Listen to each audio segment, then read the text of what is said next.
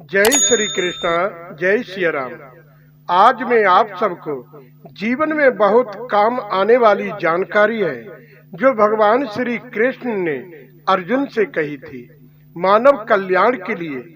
उसे मैं आप सबको बताने वाला हूँ। क्या करना ठीक है, क्या करने से गलत हो जाता है। कृपया शांति से सुने और समझें। आप सबके जीवन में बहुत काम आएगी ये जानकारी। एक दिन राजा पारीक्षत के पास श्री व्यास जी के पुत्र श्री सुखदेव जी आए। राजा पारीक्षत सिंहासन से उतरकर खड़े हुए और ऋषि के चरण कमलों में प्रणाम किया। बड़े आदर और सत्कार से उनको सुंदर स्थान पर ले जाकर सिंहासन पर बैठाया और चरण कमलों को धोकर चरणोदक लिया। नाना प्रकार के भोजन कराकर घंटा नाद के सहित आरती उतारी। राजा की ऐसी लगन देखकर श्री सुखदेव जी बहुत ही प्रसन्न हुए। राजा परीक्षित ने हाथ जोड़कर विनती की, कहा, आपकी कृपा से वेद और पुराण सुनने से मेरे हृदय में प्रकाश हो गया है और मन आनंद से भर गया है। परंतु मेरे मन में एक संदेह हुआ है कि संसार में ऊंचे और नीचे दो कर्म हैं। कृपया उन दोनों कर्मों के भिन्न भिन्न भेद कहकर मेरे मन का संदेह निवारण कीजिए। राजा का ये प्रश्न सुनकर श्री सुखदेव जी बहुत ही प्रसन्न हुए और बोले कि हे राजन, तुम्हारे प्रश्नों से संसारी मनुष्यों को बड़ा लाभ होगा और यह जो संदेह तुम्हारे मन में उत्पन्न हुआ है वह संदेह अर्जुन के मन में भी उत्पन्न हुआ था। तब श्री कृष्ण भगवान ने अर्जुन के प्रश्नों का उत्तर दिया, वही मैं आपको बताने जा रहा हूँ। एक दिन भगवान कृष्ण अर्जुन के पास आए तो पता लगा कि अर्जुन अभी सो रहे हैं। भगवान श्री कृष्ण ने जब ये बात सुनी तो उनको बड़ा अचंभा हुआ और बहुत दुख भी हुआ कि सूर्य नारायण के उदय होने के बाद भी अर्जुन अभी सो रहे हैं। तो भगवान ने उसी समय अर्जुन को एक स्वप्न दिया तो अर्जुन जाग उठे। तब तक एक सेवक ने उन्हें भगवान श्री कृष्ण के आने का समाचार दिया। अर्जुन ने आकर श्री कृष्ण के चरण कमलों में गिरकर अपने अपराध की क्षमा प्रार्थना की। तब भगवान श्री कृष्ण ने कहा, हे अर्जुन, ये मानव देह बहुत दुर्लभ है, इसे व्यर्थ में नहीं खोना चाहिए। फिर तुम जैसों को। भगवान श्री कृष्ण की ऐसी बात सुनकर अर्जुन बहुत लज्जित हुए और फिर अपनी जिज्ञासा भगवान के सामने प्रकट की। मनुष्य को कौन कौन से कर्मों का त्याग करना हितकर है? तब भगवान श्री कृष्ण बोले कि हे पार्थ, मैं तुझे ज्ञान पूर्ण बातें बताता हूँ, तू मेरी बातों को मन लगाकर सुन। जो इन बातों पर चलेगा वह समस्त पापों से बंधन से मुक्त रहेगा। हे अर्जुन, प्रातः काल जिस समय श्री सूर्य नारायण उदय हो रहे हो और उस समय किसी को भी, स्त्री हो चाहे पुरुष, सोना नहीं चाहिए, क्योंकि पहर रात्रि शेष रहने पर देवताओं का आगमन होता है। सवेरे उठकर परमेश्वर का ध्यान करना चाहिए।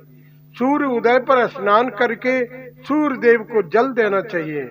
ऐसा करने से तुम्हारे पितर देव भी खुश होते हैं और अपने पितरों को भी जल चढ़ाएं, उनसे आशीर्वाद प्राप्त करें।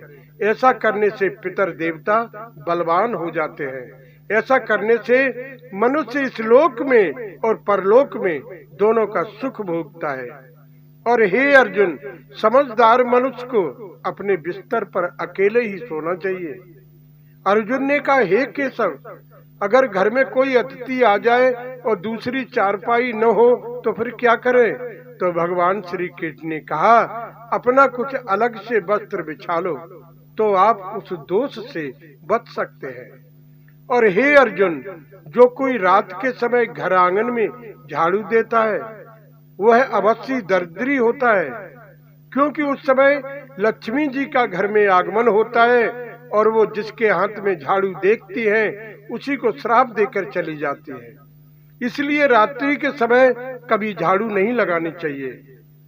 भगवान श्री कृष्ण बोले, हे अर्जुन, जो मनुष्य एकादशी या और कोई भी व्रत को करता है और स्त्री के संसर्ग में जाता है, उसको उस व्रत का फल नहीं मिलता।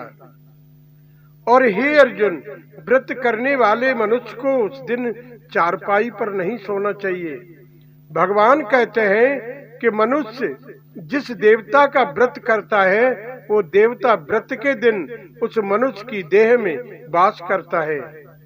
इसलिए व्रती व्रत के दिन स्वच्छता से रहे और चारपाई पर न सोए, पृथ्वी पर सोए, फलाहार करे और कुछ दान भी करना चाहिए। ऐसा करने से वह देव प्रसन्न हो जाते हैं, आशीर्वाद देते हैं और व्रत का फल प्राप्त होता है।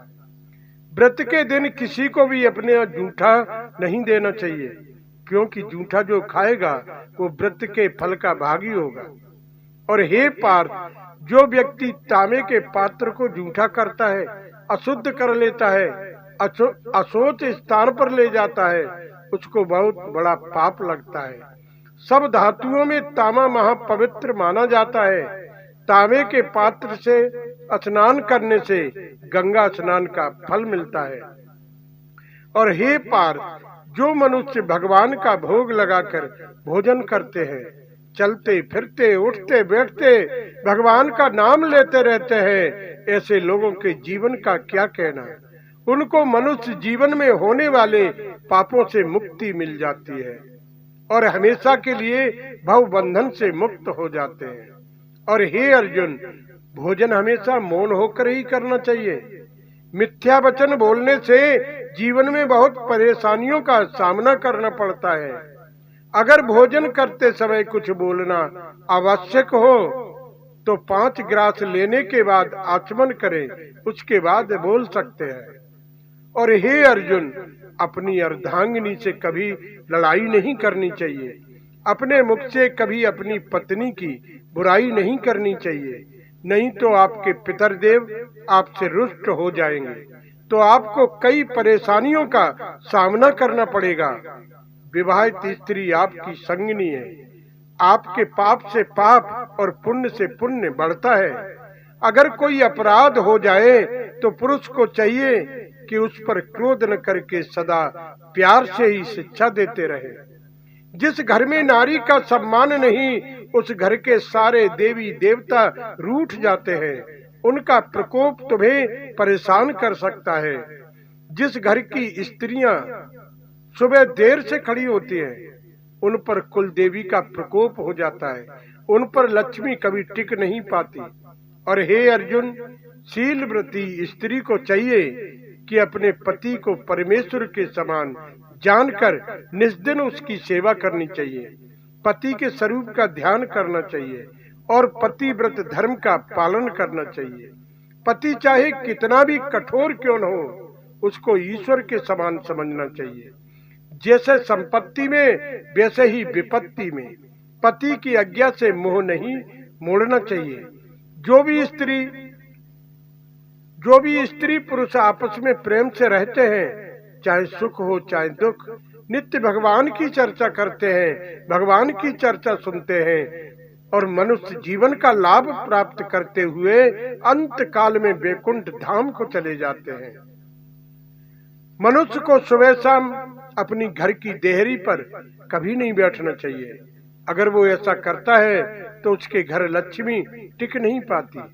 और हे अर्जुन, जिन मनुष्यों ने अपने जीवन में एकादशी का व्रत नहीं किया, उनका जीवन तो पशु के समान है। 5 हत्याओं का भागी होकर अंत में नरक में वास करता है, चाहे स्त्री हो चाहे पुरुष। जो स्त्री पुरुष एकादशी का व्रत करते हैं, रात्रि के समय भगवान के नाम का कीर्तन करते हैं, उनको कई यज्ञों का फल प्राप्त होता है। और हे अर्जुन, एकादशी के दिन चावल का खाना ऐसे समझ लो जैसे कीड़े मकोड़ों का खाना। जितने चावल खाएंगे उतनी हत्याओं का पाप लगेगा। हे पार्थ, जो व्यक्ति अपने घर में तुलसी के वृक्ष को लगाता है, प्रतिदिन स्नान करके जल चढ़ाता है, चंदन और पुष्प से पूजन करता है, रात्रि के समय दीपक जलाता है, उसके यहाँ कभी कोई व्याध नहीं आती। उसको अश्वमेध यज्ञ के समान फल प्राप्त होता है। श्री सुखदेव जी कहते हैं कि हे राजन, भगवान श्री कृष्ण अर्जुन से कहते हैं, जो पुरुष स्नान करने के बाद मस्तक पर तिलक नहीं लगाते, उनका स्नान करना तो पशु के समान है। और फिर कोई ब्राह्मण हो और मस्तक पर तिलक न हो, उसको दंडवत भी नहीं करनी चाहिए, नहीं तो बड़ा दोष लगता है। हे अर्जुन, तिलकधारी को देखकर तो यमदूत भी डरते हैं। हे अर्जुन, और एक बात मैं बहुत अच्छी बता रहा हूँ, मेघ बरसने के समय सूर्य उदय हो और पानी बरस रहा हो, तो उस समय का स्नान गंगा स्नान के समान है, जो देवताओं को भी प्राप्त नहीं होता। अर्जुन तो भगवान कृष्ण की बातों को सुनकर महाशोक समुद्र में डूब गया। भगवान कृष्ण ने कहा, हे अर्जुन, ये गुप्त भेद मैंने तुमसे प्रकट किया है। जो भी इस संवाद को कहेगा और सुनेगा और इस पर चलेगा, वो बहुत सारे बंधनों से मुक्त होकर परम पद को प्राप्त करेगा। भगवान कृष्ण ने बहुत से उपदेश अर्जुन को दिए। सज्जनों, मैंने तो अपनी वाणी पवित्र करने के लिए थोड़ा सा आप सबको आचमन कराया है। अगर आप सबको अपने धर्म ग्रंथों की जानकारी अच्छी लगती है, अगर आप हमारे चैनल से नए जुड़े हैं, तो हमारे चैनल को सब्सक्राइब कर लेना और घंटी वाला बटन भी दबा देना, जिससे हमारा आने वाला वीडियो आपके पास तक पहुंच सके। मैं इसी तरह वेद शास्त्रों से नई नई जानकारी आपके पास तक पहुंचाता रहूंगा। चैनल को सब्सक्राइब करने वाले सभी प्रेमी जनों को जय श्री कृष्णा, जय सिया राम।